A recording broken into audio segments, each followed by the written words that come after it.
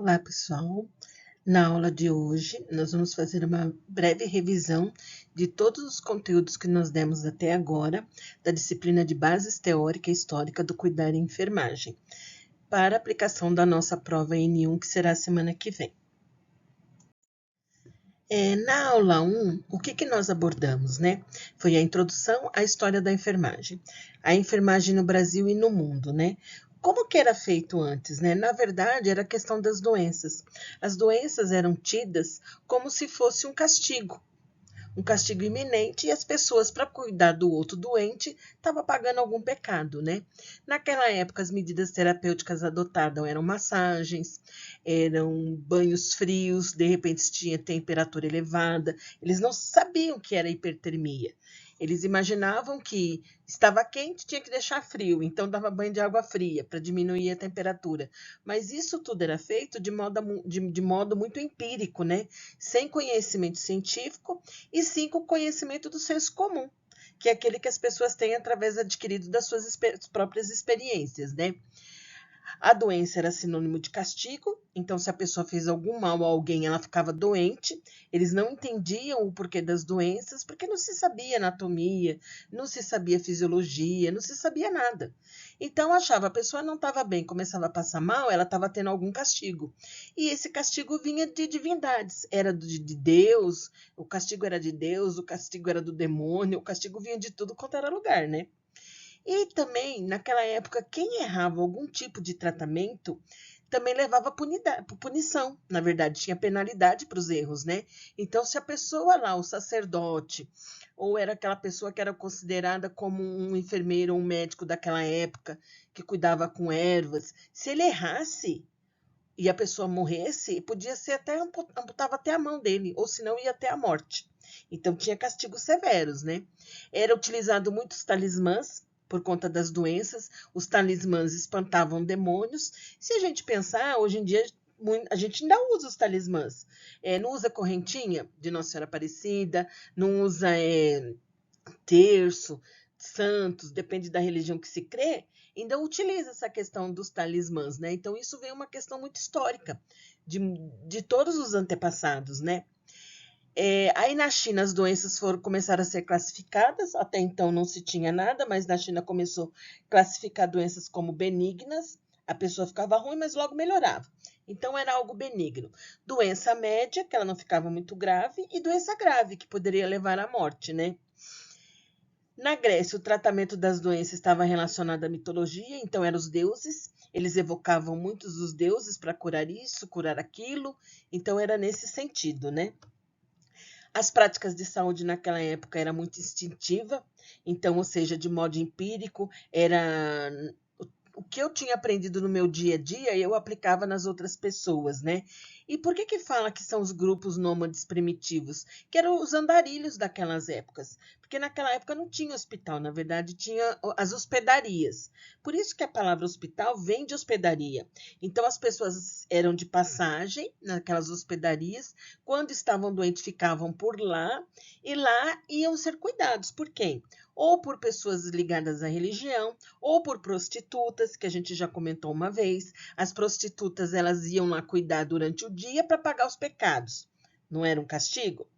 E à noite elas se prostituíam. Então, a prostituição era um pecado e durante o dia o cuidar era pagar esse pecado, né? Então, na verdade, as pessoas tinham manutenção da sobrevivência. O que era isso? Não tinha qualidade de vida. Só tentava viver. Era só isso, sobreviver àquela situação, né? As práticas de saúde na época medieval focalizava muito a influência das questões econômicas, ou seja, quem tinha riqueza, quem tinha poder, tinha qualquer tipo de tratamento. Quem era o pobre lá da época não tinha tratamento nenhum, morria-se mais fácil, né? Nessa época não se falava nada de enfermagem. Não existia essa palavra do cuidar com ciência, do cuidar com enfermagem. Era tudo muito primitivo, tudo muito do senso comum. E aí, continuando um pouquinho, falando das questões dessa evolução históricas das práticas de saúde, a gente já vai começar a introduzir um pouquinho de Florence Nightingale. Então, já se começa a se pensar um pouquinho em enfermagem, né? Então, existia uma prática de enfermagem leiga, que era isso? Eram pessoas que cuidavam, porém não tinham diplomas. Então, não estudavam para isso, não estavam numa escola. Então, o sentido era aquela questão de abnegação, espírito de serviço, tinha que trabalhar, obediência, tinha que dizer amém para tudo, na verdade, né? Não era algo que era assim, eu vou fazer porque eu tenho conhecimento, eu vou aplicar meu conhecimento científico, eu vou ser reconhecido por isso, nada disso. Não era nada assim, né? Depois, no século XVI, veio a Revolução Industrial. Com a Revolução Industrial, muita coisa começou a melhorar. Porque tudo que era feito de uma maneira muito manual, começou a aparecer as máquinas fazendo alguma coisa. Então, começou as questões da ferrovia, a questão de prática a vapor de algumas coisas. Então, tudo isso começou a surgir. Até a questão de esterilização de materiais começou a se pensar que água fervendo esterilizava material, que alguma máquina poderia ser utilizada para fazer isso.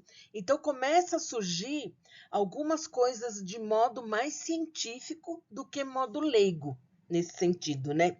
E aí, no século XIX, começa a surgir a enfermagem como uma prática profissional institucionalizada. E por que na Inglaterra? Porque vem com o advento da Florence Nightingale. A Florence, ela era uma pessoa muito rica, ela foi noiva, ela desistiu do noivado porque ela tinha muitas inquietações. Então, ela quis ir ajudar os soldados na Guerra da Crimeia. E lá na Guerra da Crimeia, ela viu muita coisa acontecendo, muitos soldados morrendo. Morriam porque ela começou a observar que as pessoas estavam próximo dos lixos. Que lixo? Se evacuava, estava lá a evacuação próximo. Urinava, estava próximo. O local era sujo, onde eles ficavam. Não tinha luz. O ambiente era um ambiente bem assim, como se diz, fúnebre, né? Naquela época. Então, ela começou a imaginar a questão da melhora com a limpeza, com a luz do dia, com a troca do ambiente, de ares do ambiente. Então, é por isso que abre a janela e deixa o sol entrar e a luz começa a aparecer. E aí começou a se pensar nas questões de limpeza. Então, vê a questão da higiene como algo primordial. Então, evacuar num canto, urinar em outro canto, não no mesmo local onde estão os doentes, começou a separar. Então, ela começou a fazer separação de doentes. Então, dependendo da pessoa, se era mais grave, menos grave, ela começou a separar. Então, ela já começa a ter um instinto epidemiológico, se a gente for pensar. E ela começou a registrar essas questões. E aí, a partir desses registros, nós podemos começar a pensar em ciência, porque a gente fala em pesquisa. Tudo aquilo que a gente pesquisa, a gente anota, a gente divulga. É assim que a Florence começou a pensar. Claro que naquela época não falava assim. Ela não sabia que era isso, mas ela já começou a iniciar um registro para isso, para nós que estamos hoje vivenciando a modernidade, né, em todos os sentidos. A primeira escola de enfermagem foi nos Estados Unidos, né, que surgiu. A filosofia da escola, com o advento da Florence Nightingale. Tudo começou com a Florence Nightingale. A filosofia da escola da Florence qualquer era treinamento. Então, as pessoas, para elas aprenderem, para elas cuidarem dos outros, elas precisavam de conhecimento e ser treinada para isso. E quando nós pensamos em treinamento, a gente já pode começar a pensar o quê? Em práticas. Práticas clínicas, seja as práticas nas aulas práticas das disciplinas de anatomia, de fisiologia, de biologia que nós temos, e depois as nossas práticas em estágio. Isso é treinamento. À medida que eu pego tudo aquilo que eu estou aprendendo na teoria e coloco lá na prática, no meu fazer, eu estou sendo treinado para isso e eu estou retendo esse conhecimento. Então, o conhecimento, quando eu consigo atrelar a teoria com a prática, se chama praxis. Praxis de aprendizado. Então, ou seja, eu retenho mais esse conhecimento.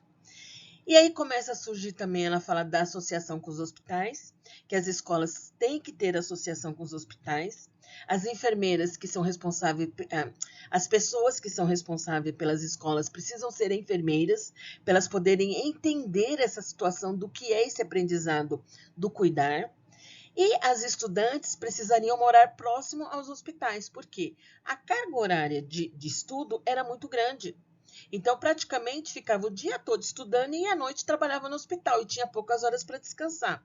Então, não poderia perder muito tempo com transporte, com logística de locomoção, igual é hoje. Tem muita gente que leva, às vezes, 2 horas para chegar numa escola, depois mais 2 para ir trabalhar, enfim. Como que é penoso isso, né? E naquela época já se pensava isso, que era necessário que a escola fosse próxima ao hospital e tivesse esse campo de estágio próximo. Infelizmente, hoje em dia a gente acaba não sendo assim, né? Porque os grandes hospitais, eles acabam limitando um pouco os campos de estágio, mas antes era uma obrigatoriedade, né? O sistema Nightingale de ensino, ela fala que a direção escolar por uma enfermeira, né? Remete à sua filosofia de ensino. O ensino tem que ser metódico, então o ensino tem que ter passos, tem que ter bases, não pode ser de qualquer jeito. Então, é nisso que ela vem falar de metódico, de método, de metodologia. Então, eu tenho que seguir um passo a passo desse ensino. E a seleção das candidatas, né? Candidatos a gente nem fala porque quase nem existia, né? Se hoje em dia é menos, imagina naquela época não tinha. Só eram mulheres mesmo, porque era dita como uma profissão de castigo, daquela coisa da benevolência. Uma coisa muito maternal, né? Que a gente vem falando. Então, as candidatas precisavam ter caráter ilibado, aí já começa a mudar, já não poderia ser mais prostitutas, já tinha que ter um caráter ilibado, já tinha que ser inteligentes, de preferências com físico de aporte grande, porque ia ter que carregar paciente para cá e para lá. Era esse o sentido que era colocado no sistema de ensino da Nightingale. Na aula 3, a gente vem falar um pouquinho da origem da profissão. Continuamos frisando a questão da Florence Nightingale, porque ela é a nossa maior precursora. Isso daí não tem como fugir, né? E aí a enfermagem já começa a ser constituída por arte e ciência. Porque a enfermagem é a arte de cuidar com ciência. Por que arte? Porque a arte é algo magnífico, é algo bonito, a arte, né? E a ciência, ela nos dá respaldo legal. Eu não faço as coisas porque eu acho. Eu faço porque eu tenho evidência e eu tenho certeza daquilo que eu estou fazendo. Eu tenho conhecimento. Isso é muito importante, né? A história da enfermagem ela é envolvida muito em simbolismo. Qual é o símbolo principal da enfermagem? É a lâmpada, né? E mesmo porque é voltado também pela questão da Florence, porque na época da guerra, mesmo com os pacientes lá, que eram soldados, dormindo, ela passava a noite em vigília, indo em cada leito de cada soldado com um lampião na mão. Ela era conhecida como a Dama do Lampião. Então, por isso que ficou o símbolo da enfermagem uma lâmpada, por conta disso, né? Aí ela andava com um lampião, vendo e vigiando cada paciente, como ele estava, como deixava de estar. Então, era uma vigília que ela fazia, né? E essa guerra que aconteceu, que ela foi muito prestativa nessa guerra, que ela aprendeu muito e nos ensinou muito com os preceitos dela, aconteceu em 1854, né? E a partir daí também, depois de todo esse simbolismo, surge a nossa lei do nosso exercício profissional da enfermagem. A nossa lei do exercício profissional ela é muito enraizada em questões que nos colocam os nossos direitos, os nossos deveres e as nossas obrigações e proibições. Que é importante também citar isso, né? Às vezes nós achamos que nós brincamos com o paciente ou brincamos com a sua família de uma maneira que às vezes o paciente leva para um lado diferente. E isso pode acarretar a punição da lei do exercício profissional. Então, a questão de postura, a questão do que eu falo, a questão do que eu sei, a Lei Geral de Proteção de Dados, que hoje em dia está muito em foco, tudo que eu sei daquilo do paciente, eu não posso levar para outros lugares, eu não posso levar dentro do ônibus, eu não posso levar contando no meio da rua para qualquer um, isso é muito complicado. Sempre vai ter alguém ali que pode conhecer a história, pode conhecer aquele paciente, e a gente pode ser processado por isso. Então, essa questão do sigilo profissional, ele é muito importante, né? Na época, os nossos conselhos, que nem o Conselho Federal de Enfermagem, ele é a nível nacional. Ele rege todos os profissionais de enfermagem do Brasil inteiro. E nós temos os conselhos regionais, que aí o conselho regional é de cada estado. Tem um COREM São Paulo, COREM Rio, COREM Minas e assim por diante. Então, COFEM é Conselho Federal de Enfermagem, a nível nacional, que é do Brasil inteiro, e nós temos os CORENs, que são regionais. Dependendo do seu estado, tem o seu COREM específico, né? E isso é importante a gente saber, porque de repente, se eu trabalho aqui em São Paulo e eu vou querer trabalhar lá no Rio de Janeiro, eu vou ter que cancelar a minha inscrição do COREM São Paulo e fazer uma inscrição no COREM Rio de Janeiro.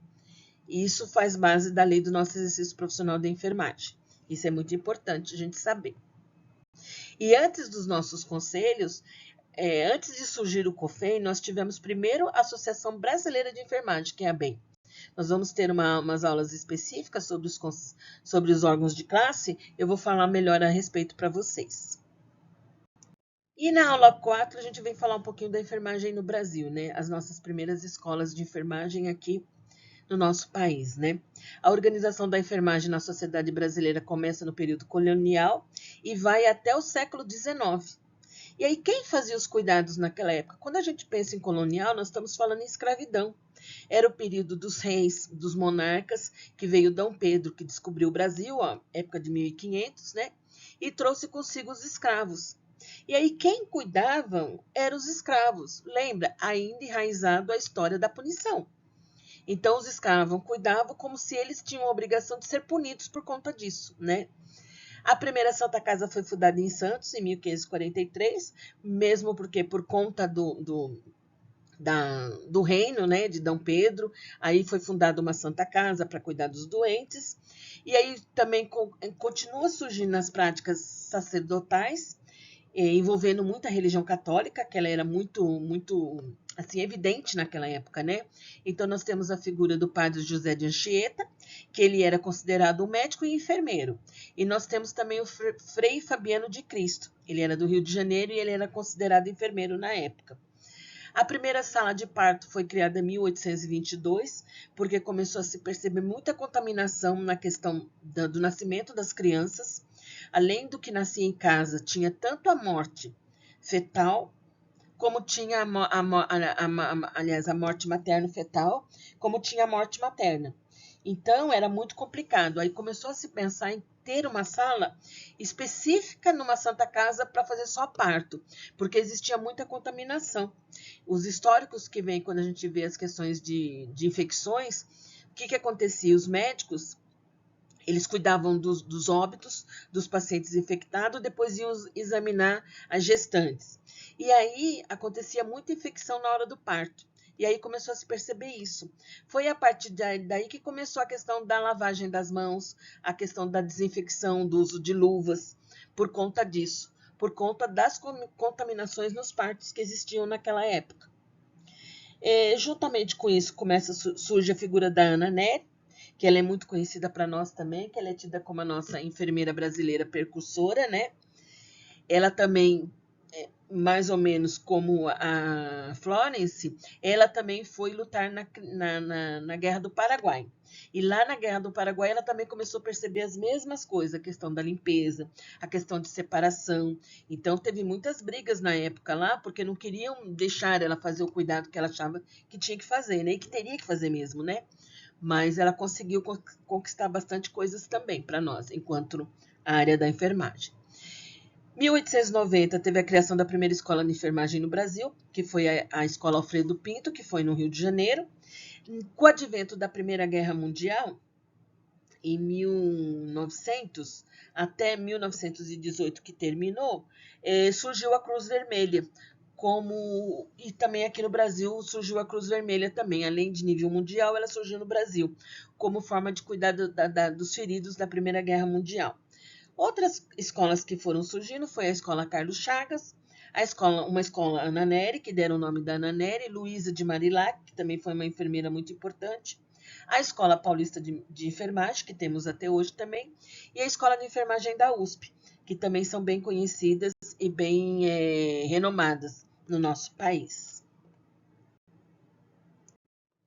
E aí, para finalizar, nós temos a última aula 5, que é a História da Saúde e Cuidado no Brasil na Era Carlos Chagas, né? Então, o que nós temos em relação à história da saúde no Brasil? Nós tínhamos o mestre João, que ele era considerado astrólogo e físico. O mestre João, ele veio junto com a caravana, ó, até parece que era uma caravana, né? Com o barco lá do Pedro Álvares Cabral, né? Era uma caravana, estava cheio de gente lá dentro, né? Então, ele veio junto com eles. Então, era ele quem dava os cuidados de saúde naquela época. Além disso, quando eles aportaram aqui no Brasil, tinha os povos indígenas. E os povos indígenas, eles utilizavam muito questões que querem volto à terra. Plantação, folhas, e chás medicinais, ervas medicinais. Então começou a se fazer uma mescla de tudo isso. O conhecimento que o mestre João tinha com as questões do conhecimento empírico dos povos indígenas. Mas com relação a essa questão, veio algo ruim junto também com essa colonização. Por quê? Veio a questão dos portos. Como eles descobriram o Brasil e vieram de barco, né? De navio, aliás, de barco não, de navio, né? Começaram a vir outros povos aqui para o Brasil. E com isso, nos portos, começou a ser o foco de doenças. Então, quando vinham os brancos, que vieram de outros países para cá, eles trouxeram varíola e sarampo, doenças epidêmicas, né? E os negros, que vinham de outros países também, africanos, trouxeram a febre amarela. Então, nós tínhamos muita questão de epidemias aqui no Brasil, muitas mortes.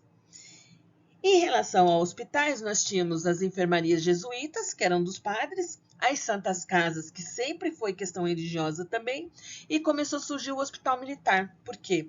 Não deixava os militares junto com as outras pessoas, começou a se separar. Por isso que hoje em dia, até hoje em dia é assim. Então, existe o hospital militar, nós temos o hospital militar que fica ali em Santana, né? Tem vários hospitais especializados que só cuidam de militares. Com relação a essa era também, que surgiu as questões do Carlos Chagas, surgiu as questões de higiene pública. Por quê? Começou a vir todos esses povos de todos os outros países, trazendo muitas, como se diz, o dia a dia deles, muitos costumes que não eram muito de higiene. Eles não tinham costumes de tomar banho. Até hoje falam que o europeu não toma muito banho, né? Porque eles têm tempo muito frio, de menos 5 graus de temperatura, eles acabam tomando banho às vezes só uma vez por semana. Então, com isso, eles vieram com essas como que eu posso falar para vocês? Com esses costumes, né? Aliás, eles vieram com esses costumes e junto vieram as doenças também, né? E aí começou a perceber que isso era uma questão de higiene pública. Era todo mundo tinha que se tomar alguma providência. Aí começou a levantar dados estatísticos na época que comprovavam que a questão das doenças maior, a questão maior das doenças era a questão de limpeza e higiene das pessoas. E aí começou a surgir campanhas sanitárias. Até hoje nós temos as campanhas sanitárias. Vamos pensar que hoje, se a gente for colocar um paralelo hoje em dia, nós temos a dengue. O que é feito os agentes comunitários? Vão na casa das pessoas para falar, ó, não deixa com água parada. Isso é limpeza. Não deixa vaso com água, não deixa água em pneu, etc. Todas essas questões de limpeza são campanhas sanitárias. Hoje em dia nós ainda passamos por isso, né? Na época do Oswaldo Cruz, ele vem colocando, fomentando muita questão de saúde coletiva, que era dever do Estado, dever do governo, implementar as questões de saúde coletiva. Por isso que hoje em dia nós temos questões de vacinação, nós temos questões de unidades básicas de saúde, nós temos a Fiocruz, que é um símbolo importantíssimo em relação à saúde coletiva, lá do Rio de Janeiro, tanto é que Fiocruz é por conta do Oswaldo Cruz, né? O nome da Fundação Oswaldo Cruz. Então, ele vem com esse advento de questão da saúde coletiva, um dever do Estado. Naquela época, no Rio de Janeiro, principalmente por conta do porto do Rio de Janeiro, teve muito óbito, muitas pessoas morreram por conta da febre amarela.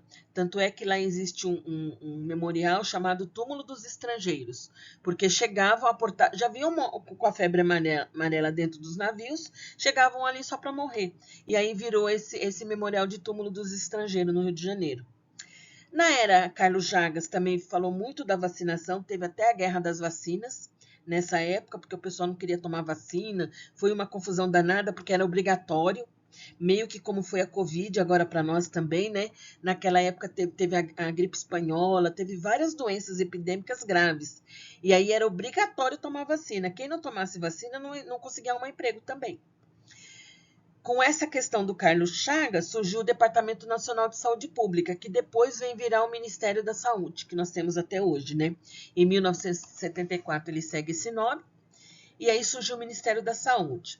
Em 1988 surge a nossa Constituição Federal, e com o advento da Constituição Federal também surge o Sistema Único de Saúde. Então, o Sistema Único de Saúde, ele vem com essa prerrogativa, né, de dar atendimento para a população total de forma gratuita. Isso que é importante, a idealização do SUS é essa. É claro que, a nível de papel, ele é maravilhoso. A nível da prática, é a desejar, porque nós temos o índice de pessoas é muito maior do que o índice de instituições e profissionais para fazer atendimento público. A gente sabe disso. Além disso, nós temos a questão da gestão. Muitos lugares a gestão não é a mais adequada. Então, a gente percebeu que hoje em dia os pronto-socorros estão, a maioria, por exemplo, aqui da Zona Leste, tudo fechado. Um pronto-socorro que está aberto aqui na Zona Leste, que a gente tem evidência do Hospital Cidade Tiradentes, e mesmo assim, há poucos dias saiu na mídia, né? Tem uma semana mais ou menos, por conta da superlotação. Mas o que acontece? Se você tem um pronto-socorro que é para atender no máximo 40 pessoas, você tem 240, que atendimento que você consegue dar? A coisa é complicada, né? Então, essa idealização do SUS ela é muito importante para nós e nós temos que lutar por ela, porque nós somos um dos poucos países que ainda fornece atendimento à saúde de forma gratuita à população. E muitos hospitais especializados, o mesmo Santa Marcelina é um deles. É um hospital de grande porte aqui da Zona Leste que atende qualquer tipo de complexidade. O HC é a mesma coisa, a Escola Paulista de Medicina a mesma coisa, Santas Casas também. Por mais que elas estejam mal das pernas, mas elas também têm um atendimento idealizado, né? Você tem lá oncologia, quimioterapia, então são cirurgias de grande porte, o Dante Pazanese com transplantes, cirurgias cardíacas de grande porte. Então, isso é importante, né? A gente acaba tendo toda essa tramitação em relação à saúde pública aqui no nosso país, né? E no artigo 196 da Constituição, ela fala que é dever do Estado promover a saúde da população. Isso eu estou resumindo o artigo, tá, gente? Que ele é maiorzinho, só para vocês entenderem melhor. Eu espero que a gente tenha conseguido alcançar, sanar mais dúvidas de vocês.